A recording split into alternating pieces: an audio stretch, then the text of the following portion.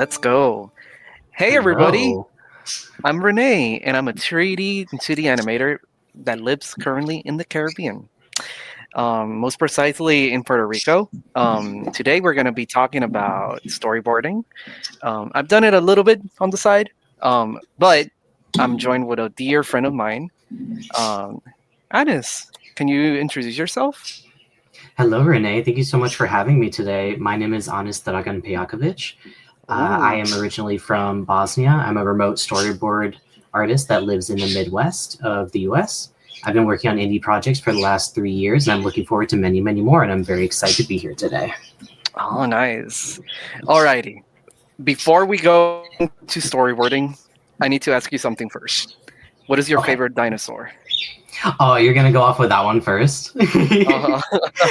Okay. I'll give an in-depth answer to this. So and I'll break it down a little bit. So my favorite carnivore is the Deinonychus. My favorite herbivore is the Minmi. I found that through Jurassic World Evolution, which is a game. They look like little avocados, so they became my favorite immediately. They're smaller than a cow. They're very, very cute. And then two little bonuses is my favorite pterosaur is a Quetzalcoatlus, and then my favorite marine reptile is the Mosasaurus because I have a jawbone fragment. Two of those are not dinosaurs technically, but that's why they're bonuses. Mm. Well, I was gonna go with a simple answer in my case. For me, the pigeon is my favorite dinosaur because it's the one Oh my that still gosh. lives along, like among us. But They really do. I've got two that monitor me at all times. Ooh. What are their names? So my two pigeons are Roach and Nora. I found Roach under a overpass bridge as a baby. He'd fallen down and broken his leg. And we brought him home, fed him, and we've had him ever since. I think we've had him for about 4 years now. And then his wife, we drove all the way to Chicago, so 4 hours to go to the Great Lakes Pigeon Rescue for him to do some speed dating, essentially, some pigeon speed dating. And after the fourth girl that he met, like, she fell in love with him, and we took her home after that. And we've had her just 1 year less than him, so about 3 years. Aww. And we've got 3 other birds, which is a pair of budgies. They're my thing 1 and thing 2. Their names are Mochi and Mizu. One is blue. That one is Mizu because he's named after water. And then we have Mochi. He's a pastel, like yellow-blue color. And boy, do I want to squeeze him sometimes. He's the naughtiest of all my birds for sure. And then we have my oldest, who is a traditional gray cockatiel. She will be 13 this summer. She's my baby girl, and she's a people person. She wants nothing to do with any of the other birds. She would sit with me all day if I let her. It's just like cats, like. Oh my god, absolutely. Like they're just cats with wings. Some of them are like, I love you, human. Stay with me forever. And then others are like, give me food and that's it. That's Nora. She's the I just share the space with you. You do not look at me and you do not touch me. She loves her personal space. But then there's Gimli, who we affectionately refer to as our Velcro bird, because she would just sit with us all day. And then Roach, because he was hand raised by people, is very imprinted on humans. And anytime we have a guest, first thing he does is he dive bombs them and sits on their head and then coos very, very loudly at them. He's a great icebreaker. It's like, let me introduce you to Bird. Here you go. Here's Alrighty. thing 1 through 5. What are you working right now? I'm working on a little personal project right now with the working title called Dino Punk. So I'm working on a little scene where I have my little fella run through an alleyway. He comes down. These are a little bit light, so a little bit hard to see. And he's a dinosaur. He is, depending on who you ask, the pronunciation is different, but it's a Sinosauropteryx. I just call him Cinny. That's his name. He runs through this alleyway, goes down, and then out of frame, and then he runs up against these dinosaur equivalent of dog catchers, has to turn around as they come out of the car and chase him, and then he continues down another alleyway as they keep going after him. This is just a little personal project I work on the side that I might develop into a comic, might do some little animations on the side for. It's what I like to work on and chip away at in between projects. Well, that's wonderful. I'm loving the camera angles and the direction that you're planning right now. Like I can see from that point of view, you're like planning everything. So that's super useful. But before we go into that, I want to ask you something about storyboarding. And that would be like, what got you into storyboarding? Ooh, this could be a little bit of a long answer. Oh, no worries. We got a couple minutes for that. No worries. I'll go a little bit through a timeline. So I'm not from the U.S. originally. I was born in Bosnia and Herzegovina, and we came here when I was about 2 years old. And my father worked in like a directing position for media, everything from music videos to morning news and such. He would shoot music videos and stuff like that. So being someone that really loved media and so on, he went to the theater and he saw Toy Story 2 when it had first come out in 1997, I believe. We'd been, I'm sorry, we came in 97, but the movie came out in 99. There we go. Yeah. So he went to the theater, he saw it, was absolutely floored and like just gobsmacked by it. He went home and he grabbed my mom. He's like, you need to see this movie. And then he took her to the theater. And then he came home and he's like, okay, now you need to see this movie. And then he took my uncle to the movie theater, who he was in high school at the time. So like 16, 17. And he did this with, I want to say at least another family member, possibly two, probably one of my two aunts. So he was like super connected with animation. And I've also always been much more receptive to animated productions versus live action. So like it's crazy how it feels like my family is kind of inclined toward animation. My grandfather did a lot of paintings in his spare time. My aunt also drew some comics in her free time in high school, and she does a lot of photography. So like what started making more of a connection for me was as I started going to comic conventions and such like that, I would go speak to voice actors, and I'll be like, one I remember in particular, I got to meet Jess Harnell, which is the voice of Wacko from Animaniacs and many others. Yeah. Yes.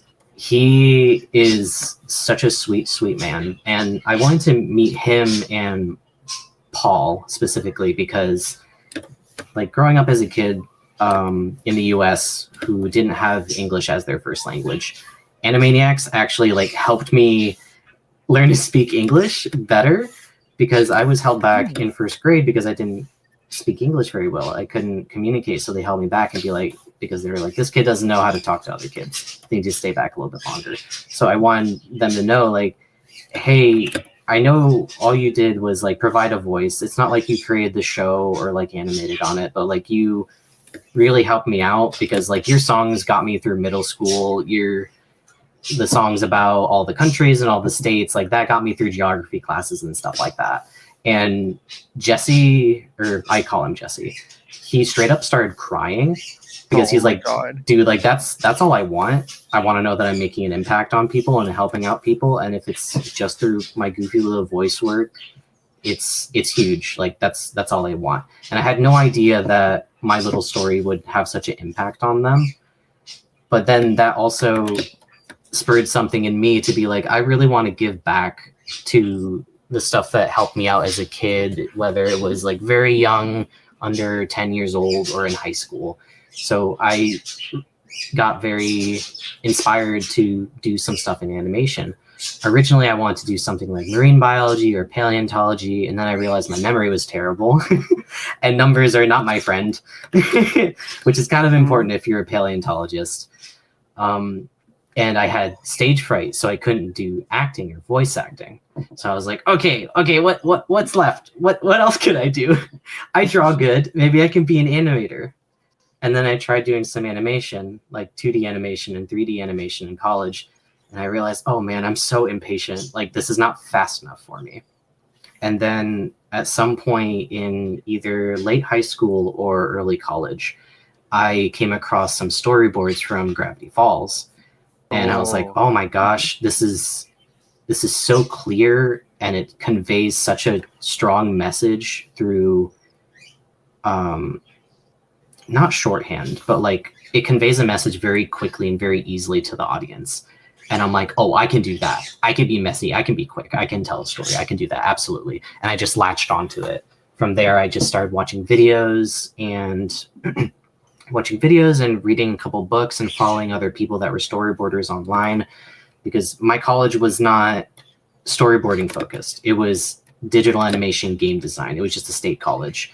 And the only storyboarding class they really had was the first semester. It was an intro to drawing course that everyone was required to have. It was very bare bones. And they spent one single week, which was only 4 hours, because it was only once a week, on storyboarding, and that was it. And then at the end of college, I had a mentorship with James Suhr, who gave me a much clearer idea of like what it takes to do the job, especially on like a TV production for storyboarding. So those were my only two formal forms of education when it came to storyboarding. Everything else was mostly self-taught and just kind of figuring it out, making mistakes quick and learning from those mistakes as quickly as I could to learn from it. Yeah, I can find so many similarities to my path as well in my career. Obviously, you know, I focus more in 2D animation, but when I went to college, I did a 3D animation like bachelor's degree. But you know, I always wanted to be a 2D animator. So on the side, what I would do is, like, for example, this is an example. I had video editing class. So what I would do is my professor would tell me that I would need to edit a couple clips into a video. So instead of me finding clips on YouTube, I would animate my stuff in Harmony and edit that in Premiere. So it was my way of finding an excuse to learn Harmony on the side. And I did that with my basic classes like Spanish or English or math as well, because we got those basic classes as well. So I would find ways to implement Harmony in my curriculum. Sneaky. It was super fun. And when it comes to voice acting and stuff like that, like you mentioned, for me, the show that got me into like learning English surprisingly was Chowder. I don't know what it was. Chowder. It's so good. Like, I don't know what happened to my brain when I first saw Chowder, but it was like I can't understand jokes, and my humor will be like this forever now. So I'm very thankful for that show for, you know, crafting my sense of humor. So yeah, and Flapjack as well. So you know me that I like to do wholesome and cursed stuff at sometimes. So it's thanks to those shows. Yeah, because there was a lot of overlap on the cast and people behind the shows, if I recall. Because there's a link between like Flapjack, Chowder, Gravity Falls, and then Amphibia, Owl House. It's just the world is so small when you start breaking it down. It's amazing. Yeah, like most of these creators from these later shows were storyboard people, story artists, character designers. They were like working on the inside the trenches, and then with that experience, they were able to run a show, which is super inspiring. It's like when back in the day, I used to watch. There was this like stick figure show on YouTube. And I loved that show, right? It was one of my favorite things. But then years later, he became the story artist for the Mario movie, and I was like, "Oh my God, it's this guy!" And I'm like, even though I don't know him personally, I'm super proud of him. So yeah, it's such a wonderful thing to watch these people evolve and take shape. Was it the red and the blue stick figures? Oh my gosh, I know what show that was. Oh man. So he is the head of story for the Mario movie, the creator, one of them. I think I remember hearing that fact, and I was like, there's no way. That's crazy. Yeah. And then there's so many people that started on Newgrounds and now have their own productions. It's wild to be like, wow, I used to watch this like on my phone late at night at like 2 a.m. when I couldn't sleep, or like my parents insisted that I need to be asleep and I wasn't. And now they're like doing jobs that we aspire to have, or in some cases they're even our colleagues that we're working alongside. It's wild. Alrighty, let's see. Okay, so You're gonna tell me a little bit of your journey learning. So, like you mentioned, you did like a lot of self-taught. Besides the Mhm. mentorship that you took, what other resources did you apply in your time learning boarding? Like, what kind of methods do I go through, or like what sort of resources did I find over the years and apply? Both, Oh, okay. both. Hmm. So, well, if you look at my stream right now with these boards, like this is a 3D environment.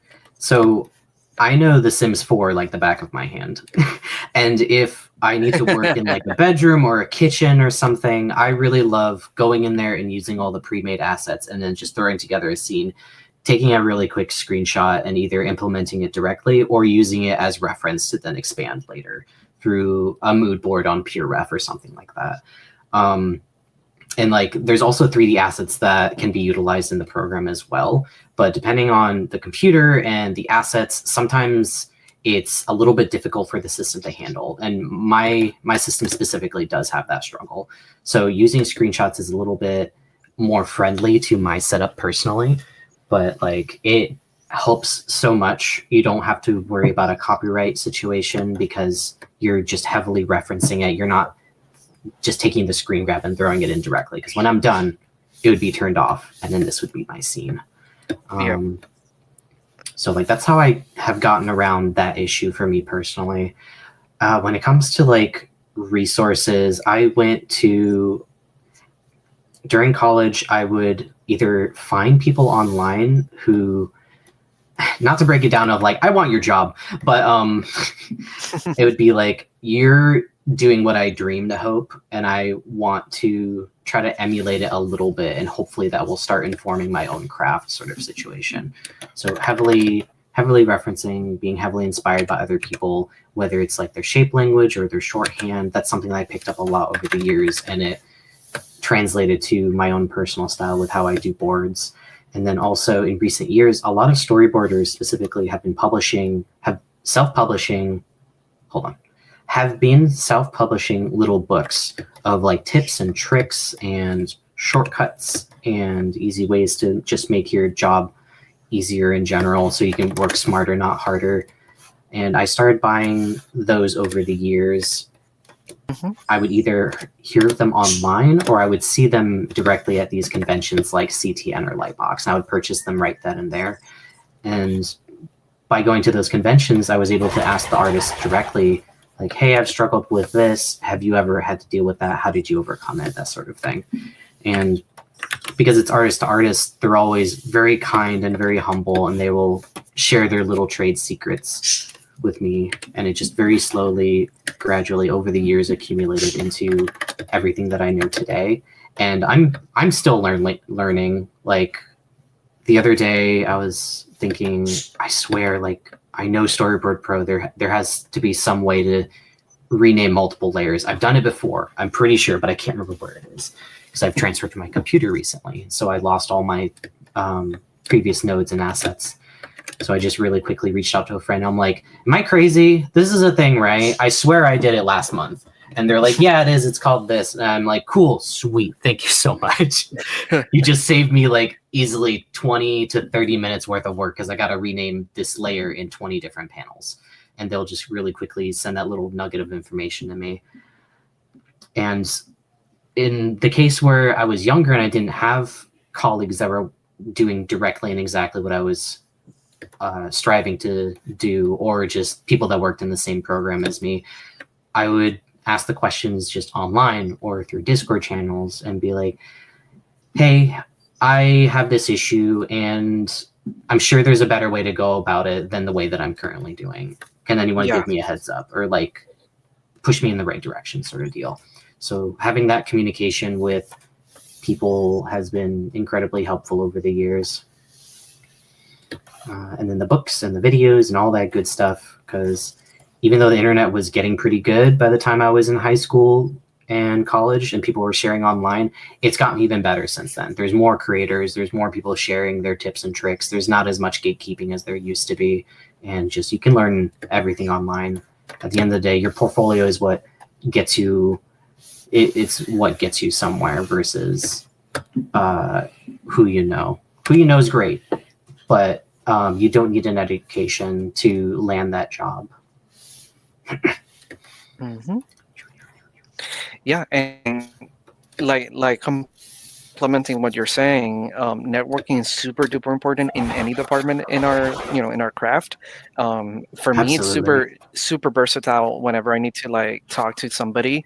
So for example, I'm like, yo, I want you to see this rough animation, and they might see stuff that I haven't seen at all. So Oh, it's super absolutely. important to, I do that a lot. this applies for anything like music making, script writing, Hmm. drawing, boarding, designing. Like even like when I'm writing stuff, sometimes you get so accustomed to certain things that you need to like show it to another set of new eyes so they can Exactly. give you a proper feedback. And what I love about this like dynamic is that it keeps like it's like brainstorming in a way. It's like it keeps Hmm. the both parties like engaging, and you can craft new friendships as well. Like you can also meet a future partner, business partner or friend or somebody that you can like work together and do stuff. So like I would say everybody that is listening, um, reaching out to people that might know a little bit more or are on par, or they know less, right?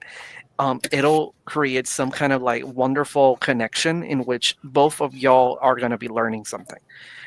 So Hmm. socialize. It's super important to be socializing, especially in our time over here. And it's easier now online, because you can go to a Discord that it's like based on art, You can live join a drawing, forum, boarding. comment on a video. There's so many Exactly. avenues now. hmm And that's it. Like don't be too shy to reach out to people. Sometimes people might be busy, but they might take their time and give you an answer. So be patient, but be also like ready on the lookout for that. I've Alrighty. certainly sent questions, and then someone will reply a couple weeks later. They'll be like, "Hey, I saw this when you sent it, but I was in the middle of XYZ. By the Mm-hmm. way, this is how you go about doing that. Hopefully, hope that helps," or something along those lines. People are Mm-hmm. so kind. Yeah, people are super super nice over here. And I've been very grateful to meet people that have been super helpful in my journey as well. So don't be shy, everybody.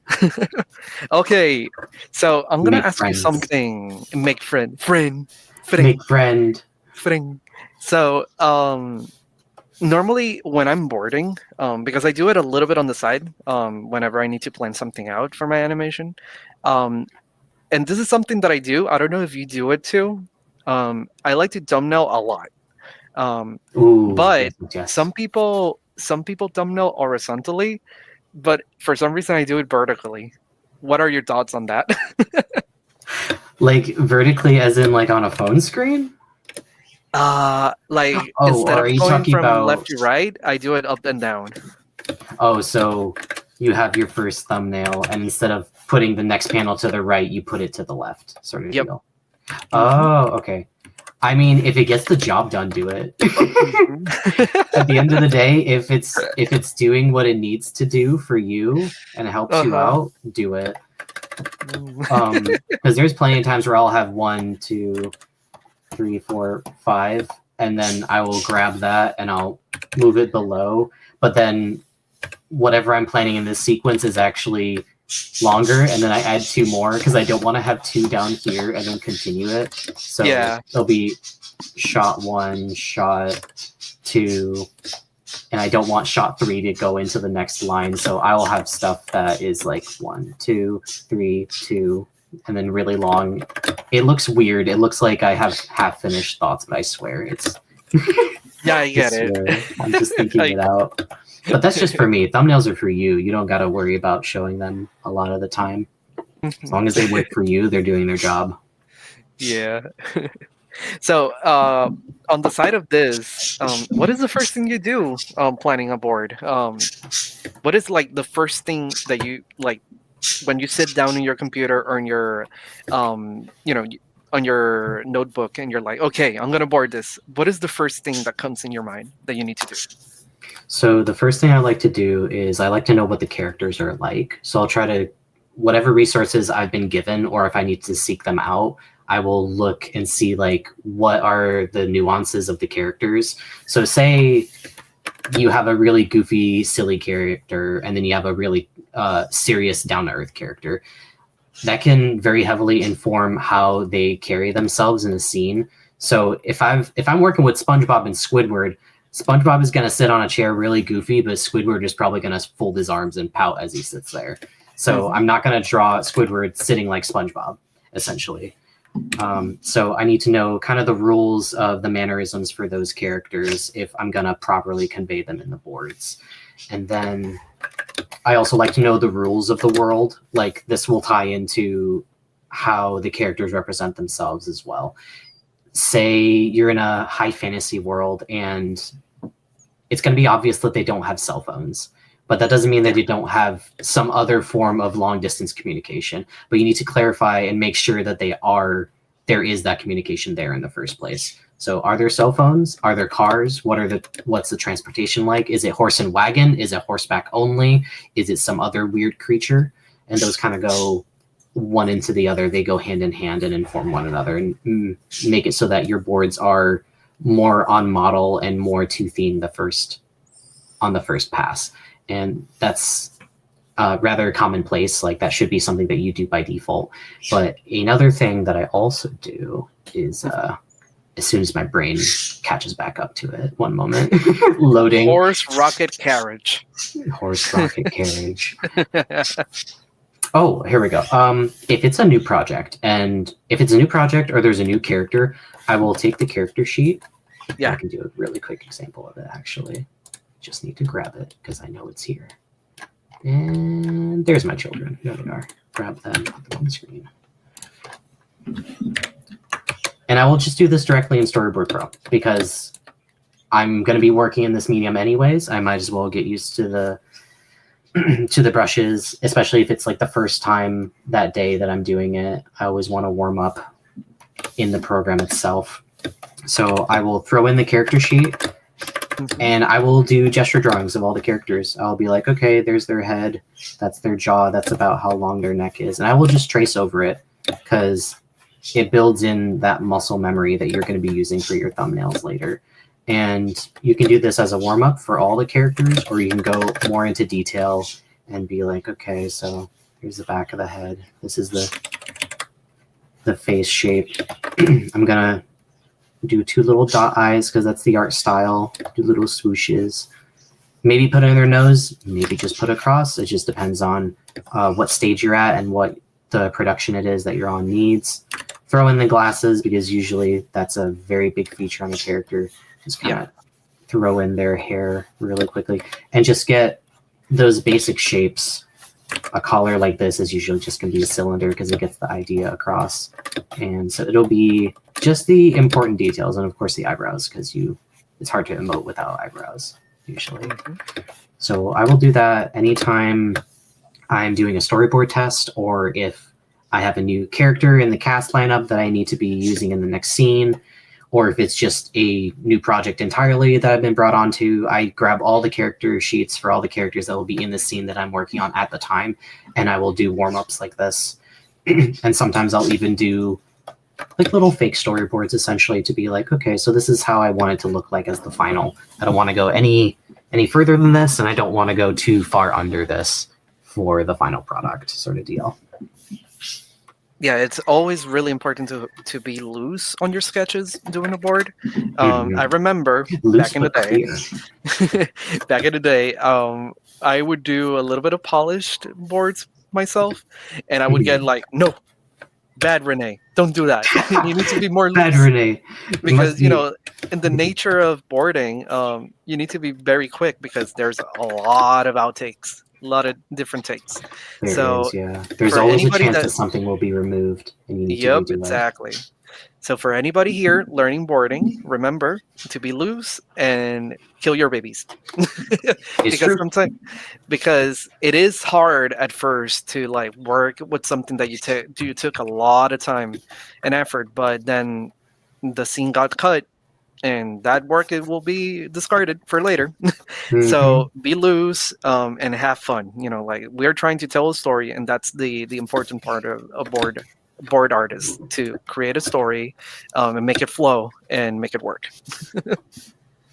Absolutely. And a good Mhm. example for visuals, if people need it, it is going to be a lot easier and a lot faster to redraw this from a different angle because of how few lines there are versus something like this. With gradients and lines and tones and masks, this will take you significantly longer than this. And it's much better if this gets thrown out and you have to redo it versus something like that. Mm-hmm. Saves you time, it saves production time, and it saves your wrist because no one likes carpal tunnel. Yep. I don't have it yet, so I think I'm doing something right so far. Good posture. Always I important. Work at an incline, don't sit like a shrimp. No Be shrimp. cozy, drink water, eat food, get sleep, take a shower. There you go. Always hydrate. That's your secret sauce right there. Take care Everybody, of hydrate yourself. yourself. Alrighty. My water. So, speaking of being careful with oneself, what are some necessary things that you need to know to be careful about? Like, what are things that you're always like on the lookout when you're creating a board that you should be careful of? You have to be very aware of the surroundings of the character, not just for like continuity's sake when moving a character in a 3D space and making sure you don't break something like the 180 rule, which can cause confusion in the viewer. But you're there in animation to act. You are playing with a puppet. That puppet needs to move and it needs to not be in a floating white space.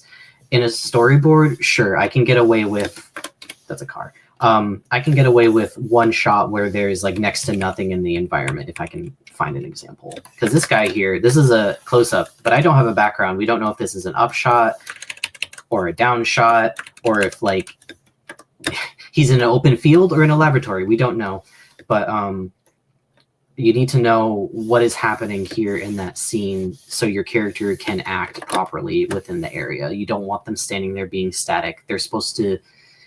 The magic behind animation is the illusion of life, if I'm quoting that correctly.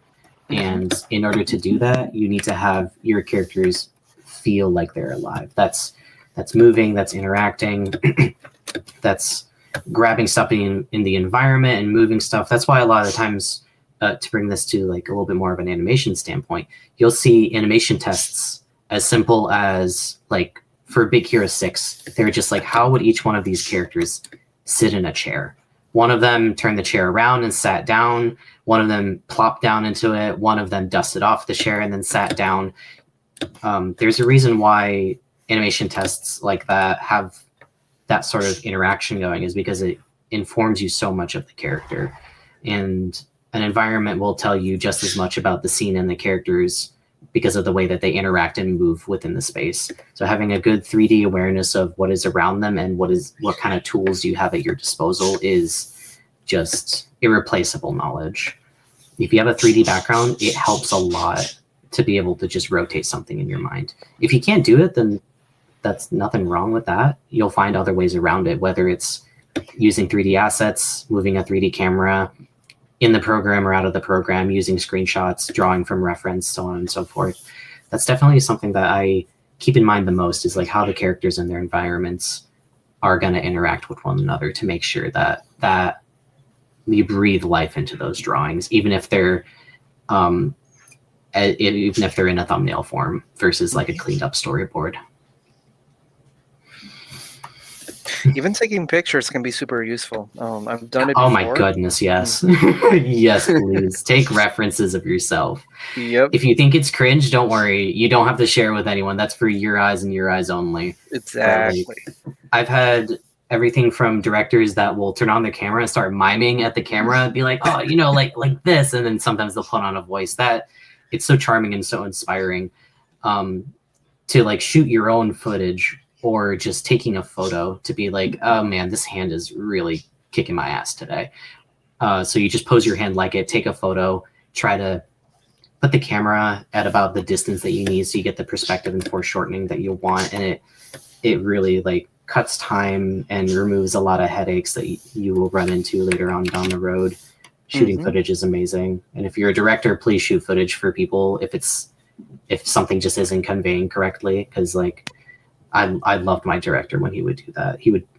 And you don't even have to go the 90 yards where you use a green screen, you clip it and you time it. Just one little snip is so incredibly helpful. If you're not able to like draw yourself, it's amazing.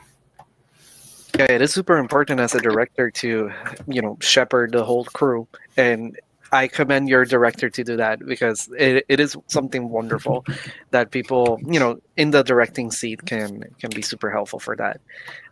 So I applaud your director for that.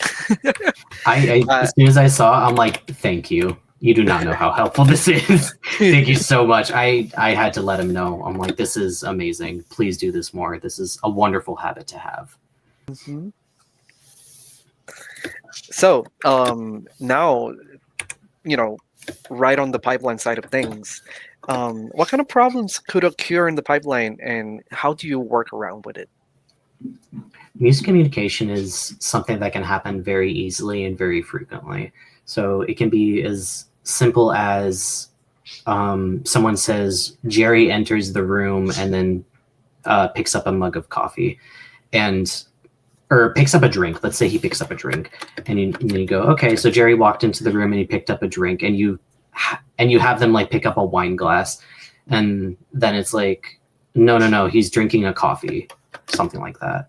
And it's just a very simple little lack of information that you didn't have.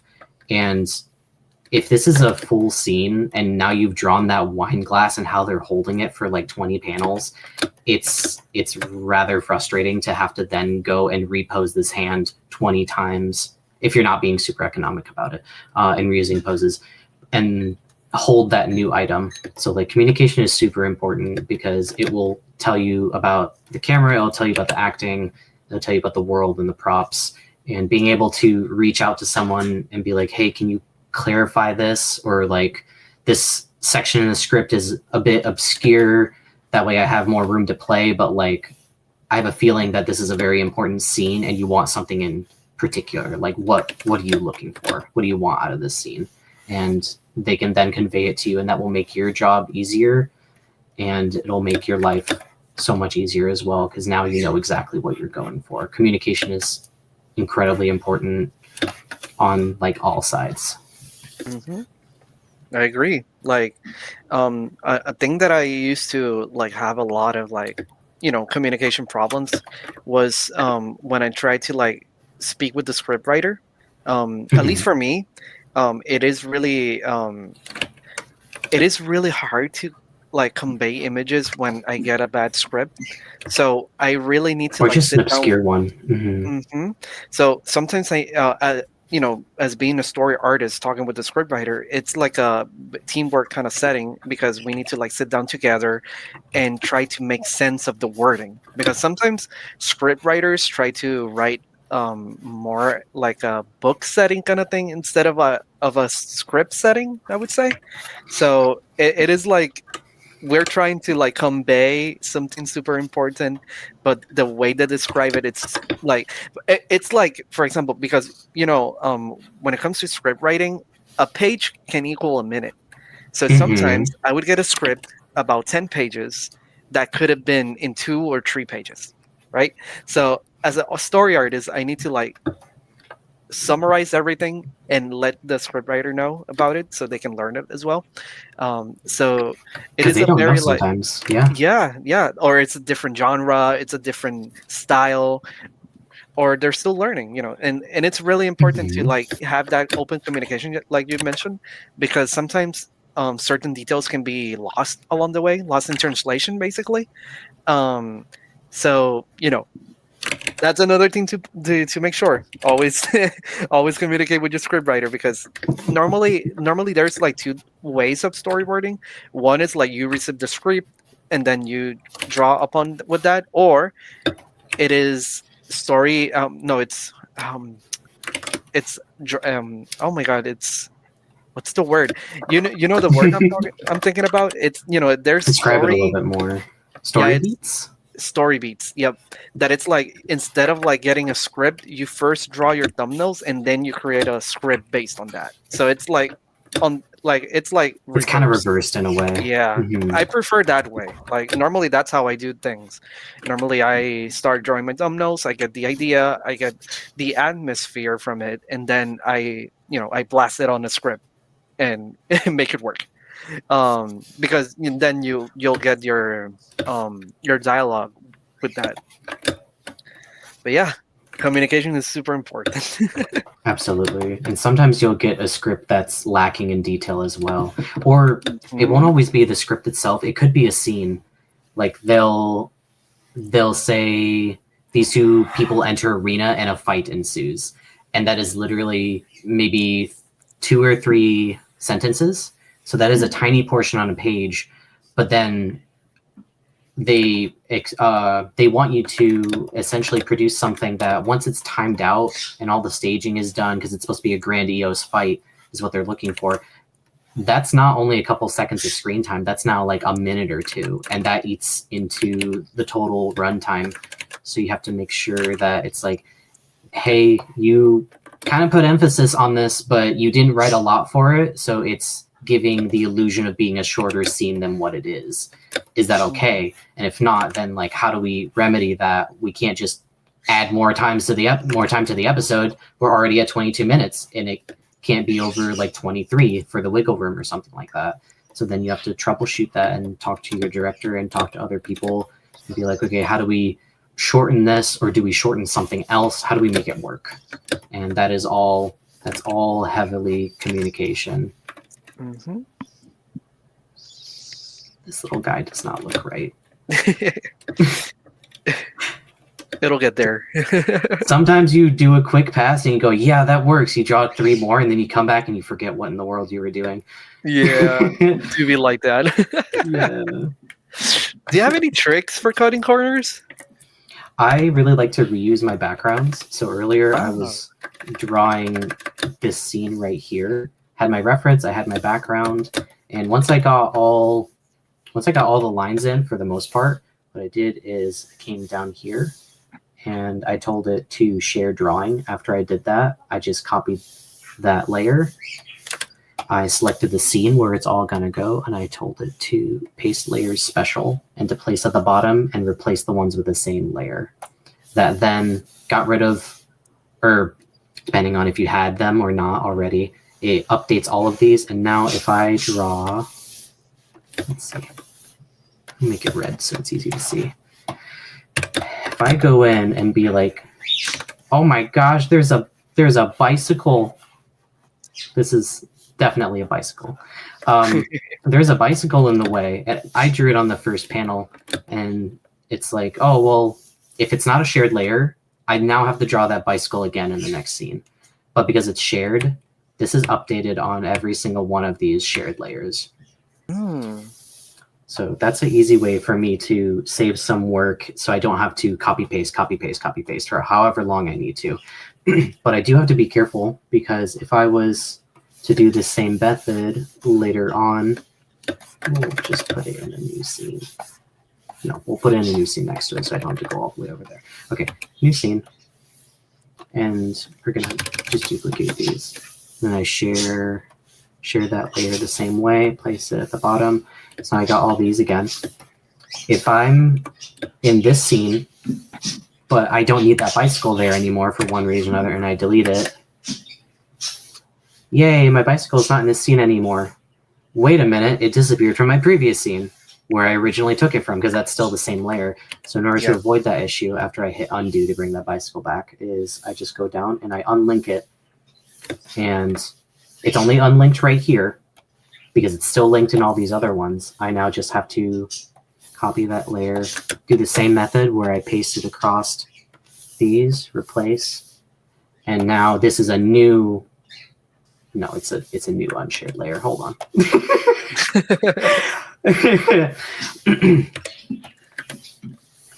Unshare, reshare, copy, paste. And you can have hotkeys for all of this so it could be faster and easier. Okay, now that bicycle's gone in my next scene, And now I can, instead of having a bicycle, have it be like, oh, he ran through it so fast that like it exploded. So now the wheel's over here, the chair is over here, the handlebars are over here, and now this scene is separate from this one. The bicycle's there. Now the bicycle is in pieces, and it's in pieces throughout the entire thing. So that is one way that I've saved myself some time, if I'm reusing a shot specifically. But there's plenty of other things that I do. Like I will reuse shots so I can use this method so it's more economic. Because if you're given only 2 angles to work from with your viz dev team and your development people, and suddenly you add a 3rd camera angle that is from the opposite side of the room of an area that you had not seen already, then that can cause issues, because that is now more work for other people if they decide to keep it, or you just did this entire scene from unapproved angle and now you have to redo the scene.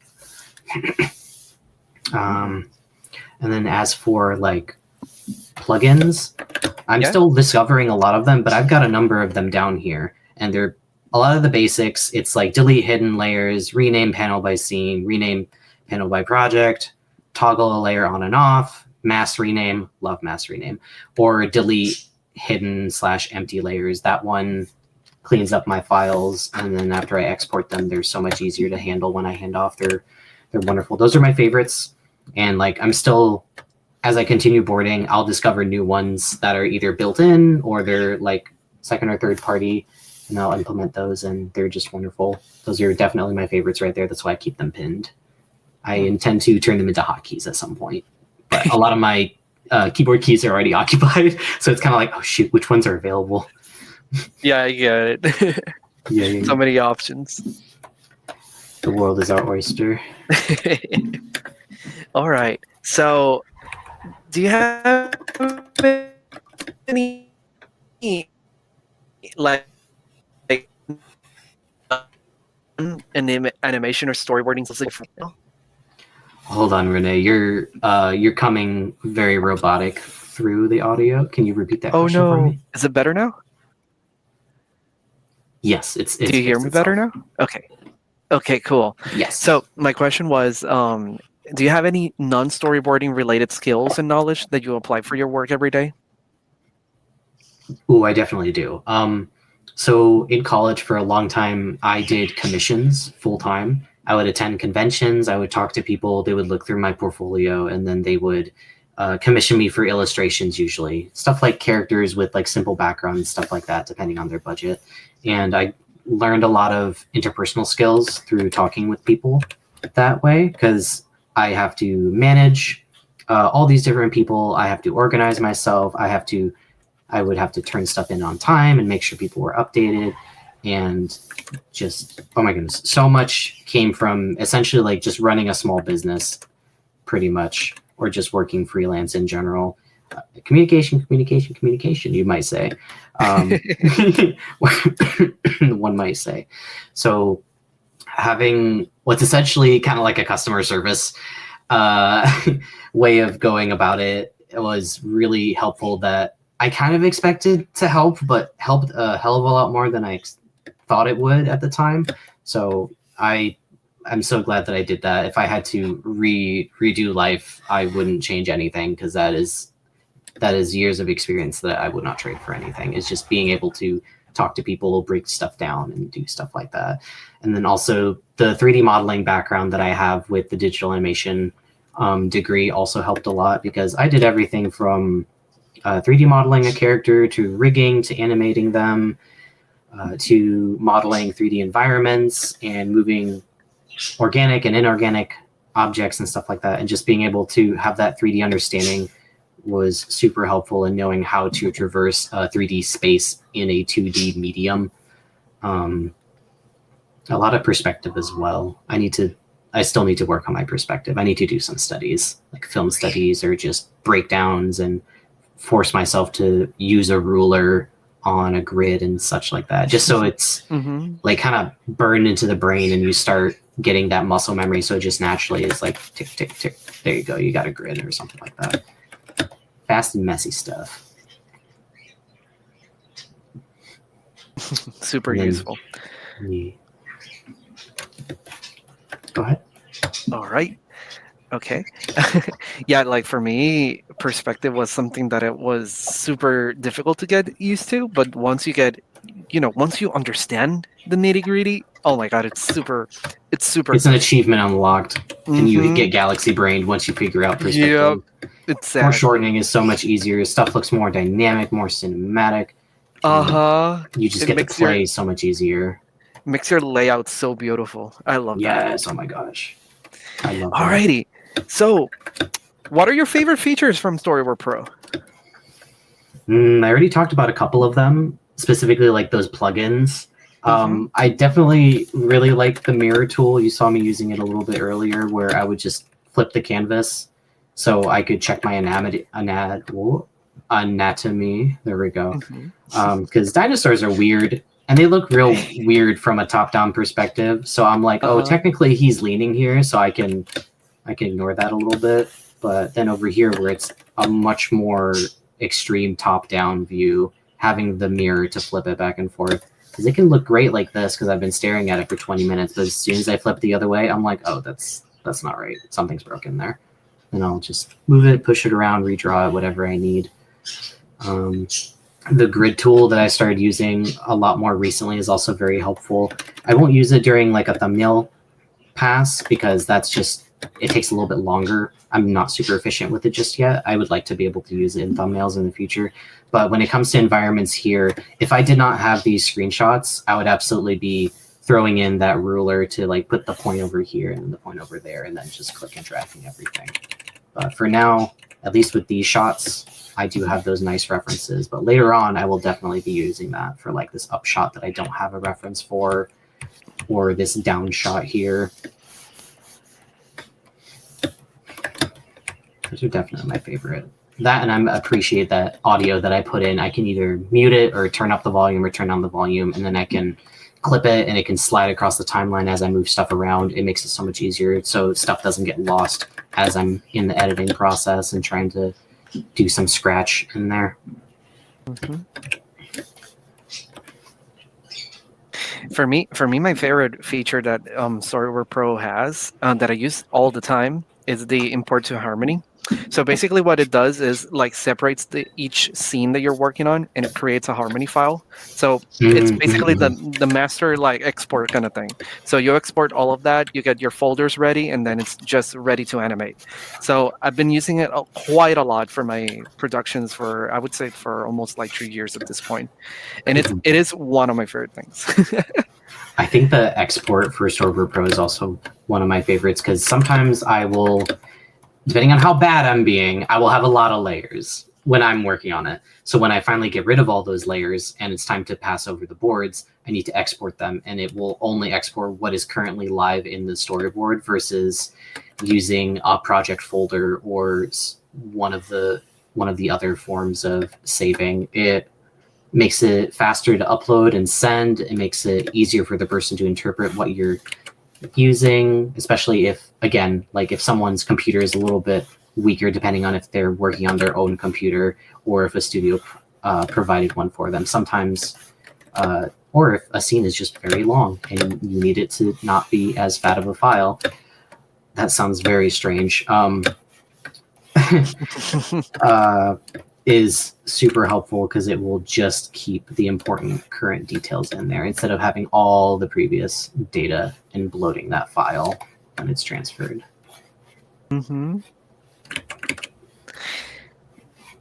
Okay, so you've been studying, you've been working for years. Has there any advice that has been like right in your heart for this whole time? Like, what do you have in like?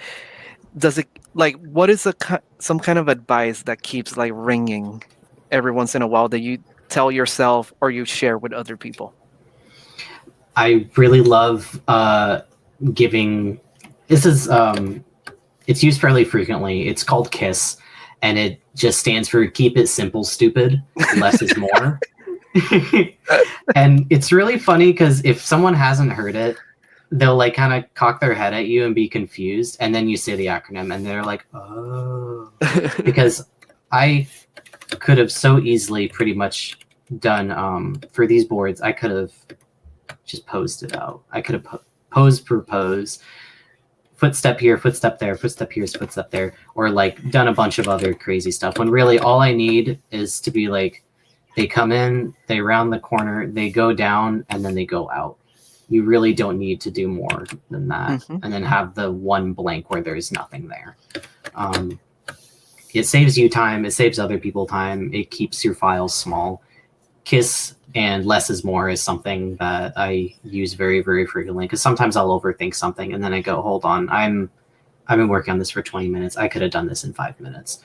And either I'll do the drastic thing by just deleting it all and forcing myself to redo it if it's small enough. Or I will just take like a 5-10 minute break to switch gears. And when I come back, I'll start the next drawing and do that simple and faster. And then I will go back and correct the overworked previous one. Let's see. Yeah, taking breaks is super important for us. Like sometimes Stretching, breaks, water, taking a walk. we spend hours working and then we don't realize that we're like, oh my God, it's been 5 hours. Where's the day gone? Yeah. So, I had breakfast 5 minutes ago. Why am I hungry? Exactly. So everybody take a break. I mean, everybody's taking a break here watching us, so I appreciate y'all taking a good break. And or we're work buddies right now, which is also cool. Work buddies. So, take breaks often, my dudes. Alrighty. Take breaks. Stretch your hands. Stretchies. Do you have any advice for any young people or people that are starting with boarding? Let's see. Something that I heard a lot when I first started out had to do with networking. You're like, go to these events, try to find future colleagues and so on and so forth.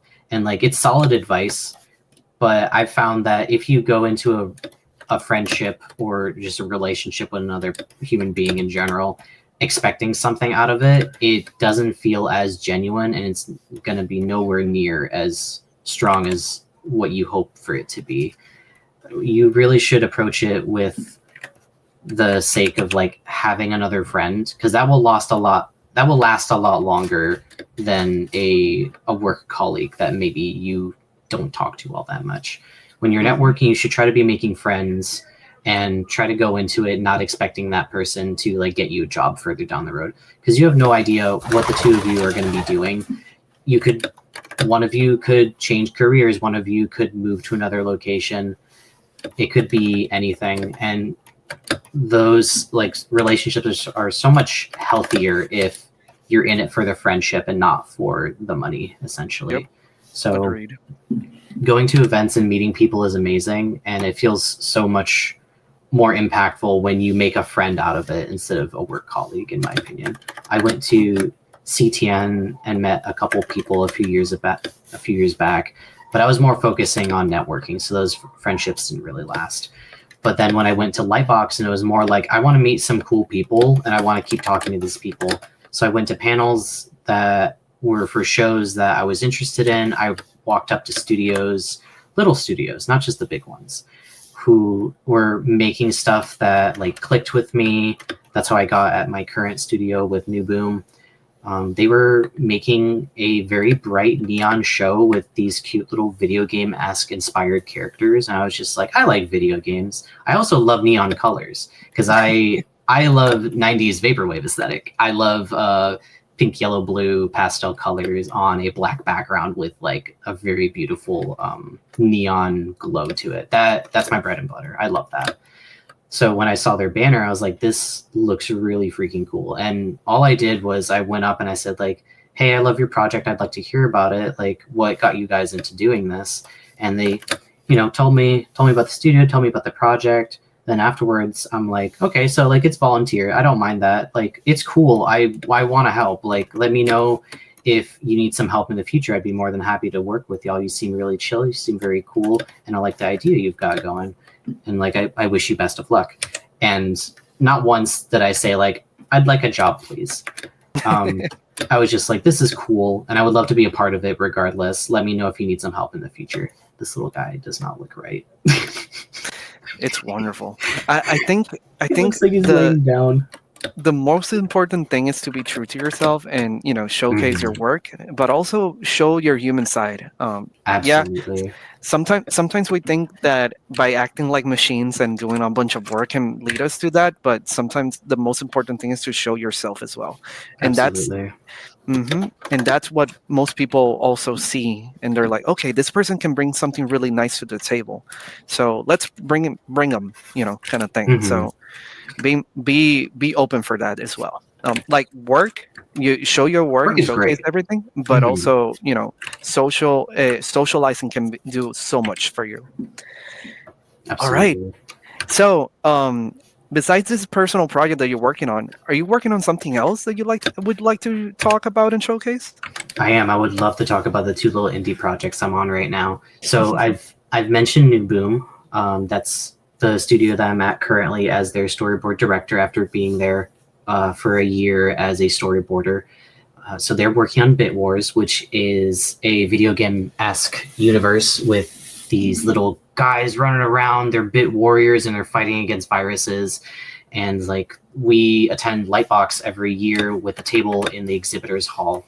And I was there last year, and I'm going to be there again next year. So if anyone wants to like drop by, say hello, I would love to talk to you and talk either about the project or just talk shop. I love just talking to people in general. New Boom is very sweet. It's a wonderful community and a wonderful family that's been cultivated there. Some of my very close friends have come from that studio now, and I'm just very excited for this year what the artists and me are going to be producing for boards to present at Lightbox this year, like we did the previous year. We have big plans, and we're very excited.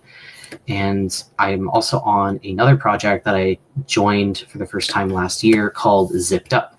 It is by Bliptoons, and it is a little interdimensional, goofy comedy, musical-esque indie production. If you also like neon colors and you like how BitWars looks, you're also gonna really, really love the unique art style of Zipped Up. I've been on there for coming up on a year. I want to say I joined in May or April of last year as a really quick, like, oh my gosh, we need artists. Please, we need artists. I just really quickly replied to a little post of theirs, and within a couple days, I was on the project helping out. And they also have some amazing, amazing, talented, and very young people on that project. The skill behind that project boggles my mind every day. I open up the channels to see what the progress is on the animation, the recording, the audio team, everything. It's so inspiring, and we're going to be having a pretty big announcement in the next couple weeks. So if you like it, please follow us on Instagram or Twitter or Blue Sky, whichever format you have for Zipped Up. We're going to be having an announcement that's going to be very exciting in the next couple weeks. And if you want BitWars updates, we also have an Instagram that you can tune into as well. We have Patreon previews on there for both of those, so go check them out. Yo, I'm looking forward then. So many wonderful things coming up. So definitely, guys, keep a lookout for these both projects, and hopefully we'll get to see them soon. Fingers crossed. Yes. Marketing, please let me talk about cool things. Please, And it's so so hard shall to it keep my mouth be. shut. All right. Any closing things that you want to tell? Let me see. Okay, so I mentioned that announcement. I mentioned Lightbox that Zipped Up, or that BitWars will be there again this year, and Zipped Up has their announcement.